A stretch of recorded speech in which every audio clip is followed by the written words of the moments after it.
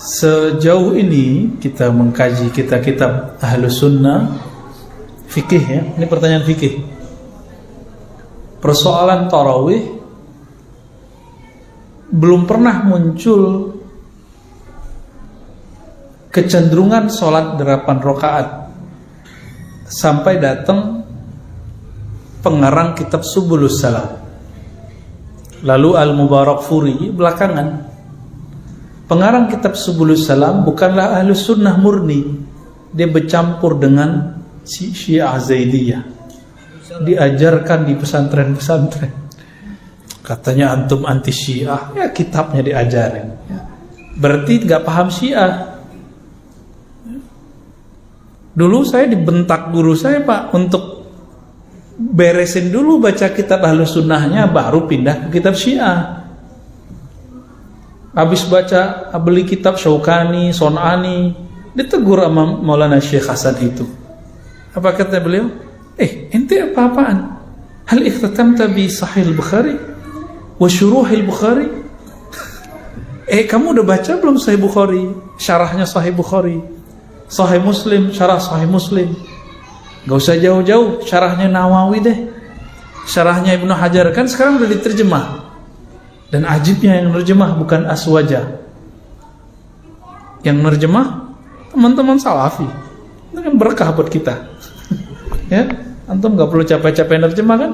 Ya saya nggak tahu kalau di dalamnya ada pengurangan, penambahan, kan belum ngecek. Saya nggak baca terjemahannya, Pak.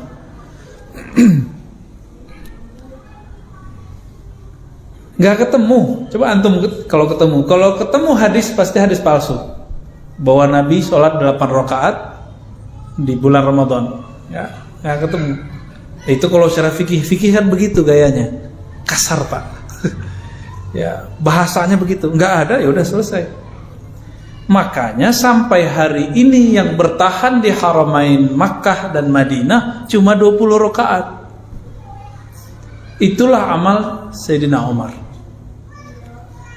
Di zaman Amirul Mukminin Umar bin Abdul Aziz dia tambah. Nah, ini yang kemudian dipakai oleh Imam Malik dulu 30-an, 36. Ini menunjukkan bahwa tidak ada angka pasti batasan dari tarawih.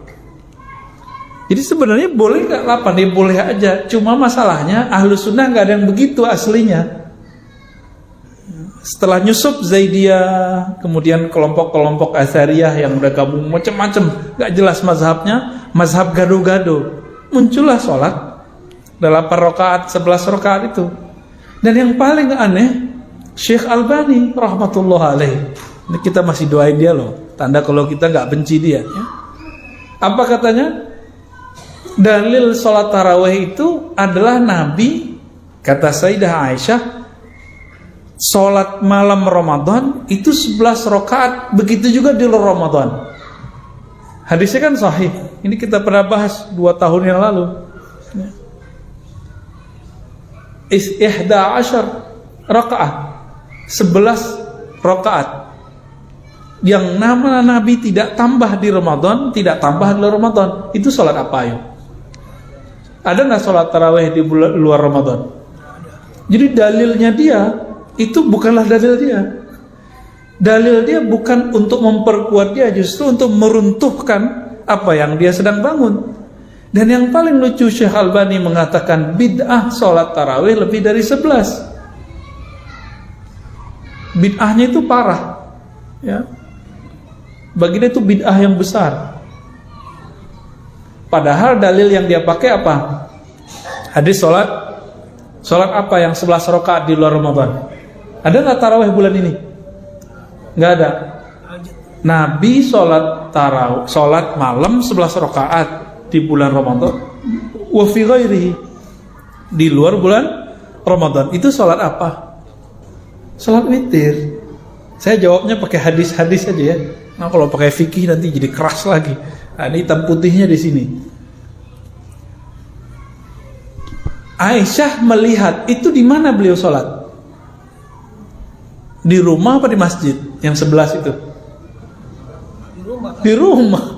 Berarti bukan sholat tarawih yang dimaksud itu. Jadi udah dhaif. Dalilnya sahih pendalilannya yang tidak sahih, dan banyak terjadi. Ya. Jadi siapa imamnya? Imam Son'ani. Ya. Terus muncul Syekh Mubarak Puri dari India. Ini kelompok Asy'ariyah namanya. Kelompok Asy'ariyah itu Salafi tidak, Hanafi tidak. Jadi gaduh-gaduh. Tapi bersanad. Kelompok Asy'ariyah ini namanya Syekh Al-Mubarak Puri, pensyarah Sunan Tirmizi. Dia kemudian taklid kepada Son'ani. Albani ambil ide itu dan dia kemudian cari dalil yang menurut dia sahih, dalilnya sahih, pemahaman dia terhadap dalil tidak sahih. Wajar, karena Syekh Albani tidak talaki usul fikih kepada ulama usul fikih. Maka ketika dia beristidlal nggak nyambung, banyak nggak nyambung. Kitab pertama dia tentang larangan sholat di masjid yang ada kubur kiri kanan samping, itu pendalilannya nggak sahih, dalilnya sahih. Jadi pemahaman terhadap dalil beda dengan dalil. Ada Bang Bambang tuh ya, Bembeng, woi. Dia pakai cadar, dia nggak tahu kita. Bisa paham? Antum baca Quran, saya baca Quran. Quran sahih nggak? Di atasnya sahih. Tapi pemahaman kita bisa beda nggak? Bisa beda. Ketika berbeda, itu yang salah kita apa Qur'annya? Kita yang salah. Jadi mereka ngotot tuh di mana-mana, ini dalilnya. Ya kita ketawa aja. Dan dulu guru kami Syekhuna Ali Mustafa Yaqub mengkritisi Majelis Tarjih Muhammadiyah. Waktu itu saya minta izin mau gabung ke Muhammadiyah, nggak jadi.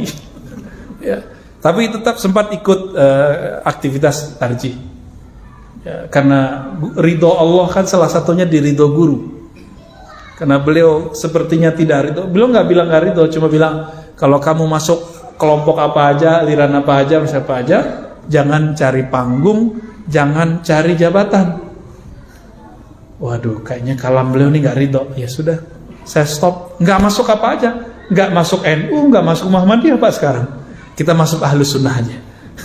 Ternyata lebih enak begini, ya. Sehingga kita paham, oh saudara kita di Muhammadiyah, saudara kita di NU, jadi nggak ada persoalan. Kira-kira gimana Pak? Masih mau buat 11 atau 20? Beneran nih? Ini secara fikih, saya belum ngomong secara kolbu loh ya.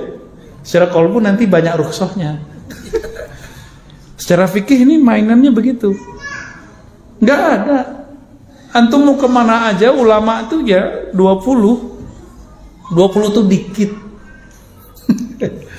20 tuh dikit, apalagi kalau di sini paling cuma pakai alhaakumut takatsur.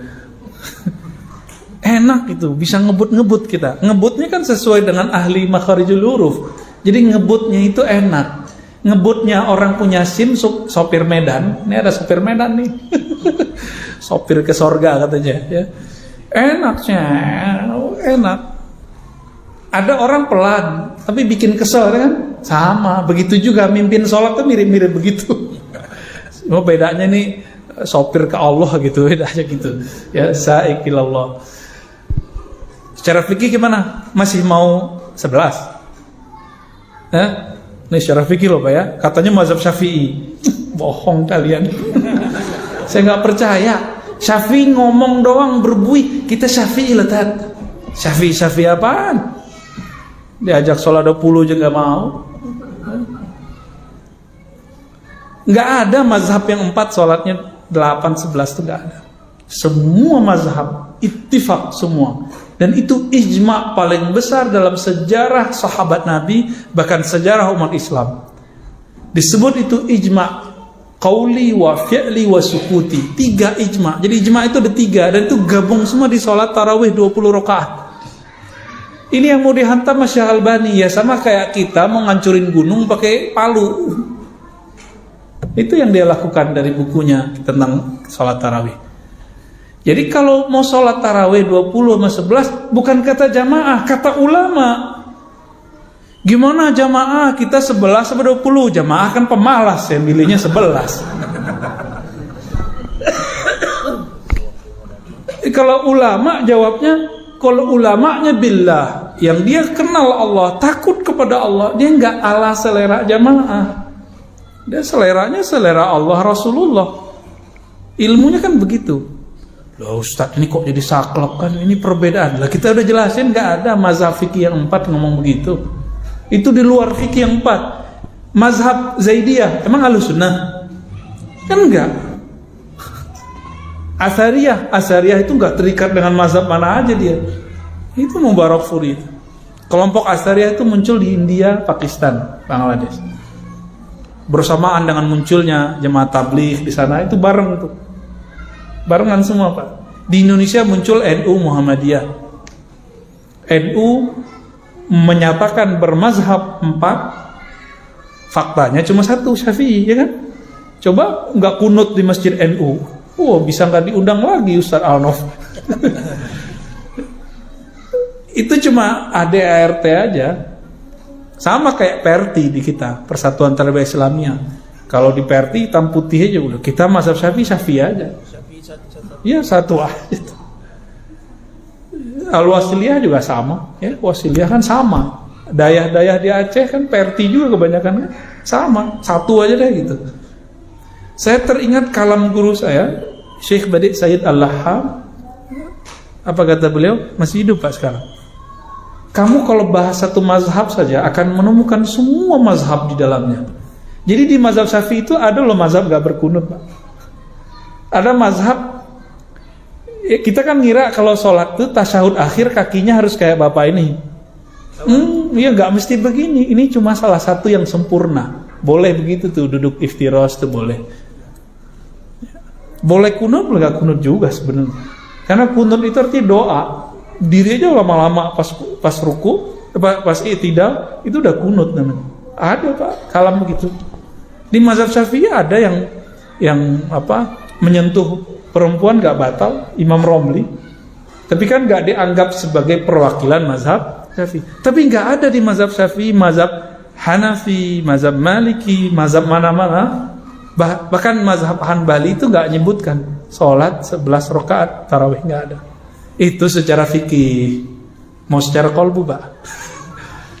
Jadi ada seorang imam ditanya sama muridnya, lebih afdol sholat apa baca Quran atau zikir Tuan Syekh? Jawaban beliau apa? Yang afdol itu amal apa saja yang kolbumu, hatimu terkoneksi dengan Allah. Maka itu yang afdal. Ini secara hakikat loh Pak ya. Nah ini mulai senyum kita. Ya. Sholat 20 rakaat, kolbu gak nyambung. Sholat 11 rakaat, saya gak yakin juga antum nyambung. Mending 20 rakaat lah.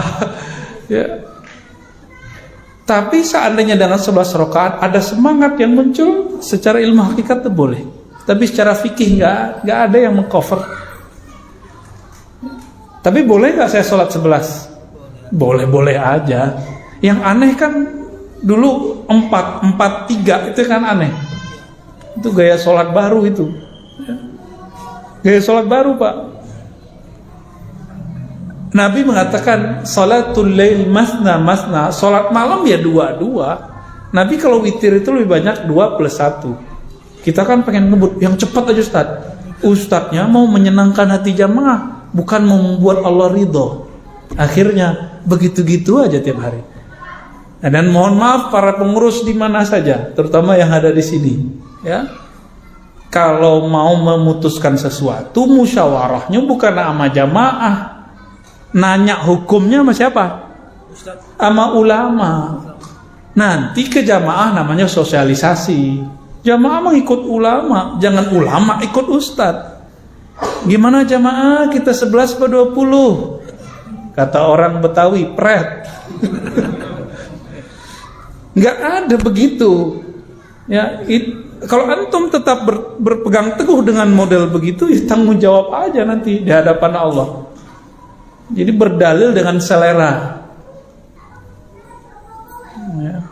Ya kan? Jangan sampai kita masuk ke ayat itu, afara'aita man ittakhadha ilahahu hawa. Ya. Apakah engkau lihat orang yang menjadikan ilahnya, Tuhannya adalah hawanya? Jangan sampai. Sholat pakai nafsu. Nafsu kita lagi pengennya 11 aja deh gitu. Sama yang bikin 20 juga jangan nafsu. Kita nih Syafi'i harus 20. Mau yang 11 apa sikut, itu nafsu juga. Enggak usah begitu. Udah kalau udah begini jamaah mau bilang apa? Antum tanggung jawab. Yang bilang 11, kita 11 Ustadz belum lahir udah 11 gitu. Loh emang kapan dia lahir? Kapan kita lahir? Jadi dulu saya dibentak sama seseorang begitu. Kamu belum lahir, saya belum lahir udah 11. Ya saya tanya, Bapak lahir di mana? Ya. Di mana Bapak lahir? Di kolong jembatan kali. Ya. Jadi yang dia lihat itu dijadikan dalil. Mana ada begitu dalam berdalil. Dalam hukum Islam dalil itu Quran, Sunnah, Ijma, Qiyas, Uruf, Maslahah, Qaulus Sahabi, ya, Istihsan. Itu yang dalil. Gak ada dalil itu kamu belum lahir udah begitu, gak ada. Ya, itu dalil dengkul namanya. Ngotot-ngototan. Gitu Pak. Gimana? Mantap gak nih 20? Antum bayangin kan lutut, justru tubuh ini girang Pak, di bawah sujud itu dia girang, nafsu aja yang nggak girang. Nafsu, makanya kalau mau sholatnya bener, jangan makan nasi banyak-banyak waktu berbuka. Dikit Pak, makan dikit, nanti makan banyaknya setelah pulang. Mau nggak? Mau bener? Ya, baru kuat tuh.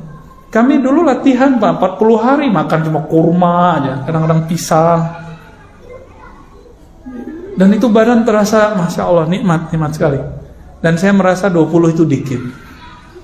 Dikit loh Pak ya. Mulai malam ini coba latihan sholat witir 11 rakaat tiap malam. Sebelum tidur atau sebelum subuh. Latihan aja. Kalau antum tiap malam sholat witir, kan sepertiga malam terakhir itu mulai jam 1:30 lebih kurang. Tiap malam kita sholat witir pasti dapat Lailatul Qadar nanti. Pasti dapat. Karena dia bukan hamba Lailatul Qadar, tapi hamba Allah Al-Qadir. Dia sholat aja, mau nggak Lailatul Qadar dia sholat, mau Lailatul Qadar dia sholat. Gitu Pak ya.